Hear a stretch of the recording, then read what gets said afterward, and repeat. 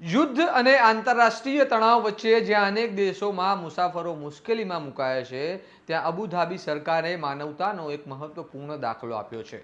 વર્તમાન પરિસ્થિતિને ધ્યાનમાં રાખીને અબુધાબી સરકારના department of culture and tourism દ્વારા તમામ હોટલોને વિશેષ પરિપત્ર મોકલી મહત્વપૂર્ણ સૂચનાઓ આપવામાં આવી છે. શું છે સમગ્ર મામલો? આવો વિગતે વાત કરીએ આ અહેવાલમાં. નમસ્કાર, હું ચિરાગ વર્ષાબેન, આપ જોઈ રહ્યા છો સ્વમાન. અબુધાબી સરકારના ટુરિઝમ વિભાગ દ્વારા જાહેર કરાયેલા પરિપત્રમાં સ્પષ્ટ કરવામાં આવ્યું છે કે હાલની પરિસ્થિતિને કારણે કેટલાક મહેમાનો તેમને ચેકઆઉટ તારીખ સુધી પહોંચી ગયા હોવા છતાં પોતાના નિયંત્રણ બહારના કારણોસર મુસાફરી કરી શકતા નથી. આવી સ્થિતિમાં કોઈપણ હોટલ દ્વારા મહેમાનો પાસેથી વધારાના દિવસો માટે અલગથી ભાડું વસૂલવામાં નહીં આવે.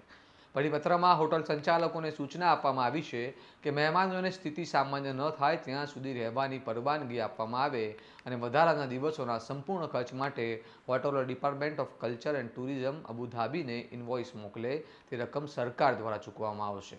આ પરિપત્ર 2018ના કાયદા ક્રમાંક 8ના આધારે જાહેર કરવામાં આવ્યો છે, જેના હેઠળ અબુધાબી અમીરેટમાં પર્યટન ઉદ્યોગના વિકાસ અને નિયમના માટે department of culture and tourism અબુધાબીની સ્થાપના કરવામાં આવી હતી.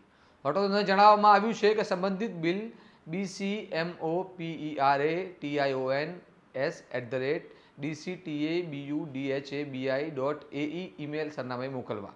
વધુ માહિતી માટે બિઝનેસ કમ્યુનિટી ટીમનો 02657628 નંબર પર સંપર્ક કરવાની પણ સૂચના આપવામાં આવી છે. આ નિર્ણયને વૈશ્વિક સંકટની પરિસ્થિતિમાં માનવતાપૂર્ણ પગલું માનવામાં આવી રહ્યું છે, કારણ કે ઘણા મુસાફરો ફ્લાઇટ રદ થવા કે મુસાફરીની મર્યાદાના કારણે અટવાયા છે. હવે જોવાનું રહેશે કે અન્ય દેશો પણ આવી જ માનવતાપૂર્ણ નીતિઓ અપનાવે છે કે નહીં. આ મામલે તમારું શું મંતવ્ય છે અમને કમેન્ટ કરીને જણાવો અને આવા વિગતવાર અહેવાલ માટે સ્વમાનની ચેનલને લાઇક, શેર અને સબસ્ક્રાઇબ કરવાનું ભૂલતા નહીં. નમસ્કાર.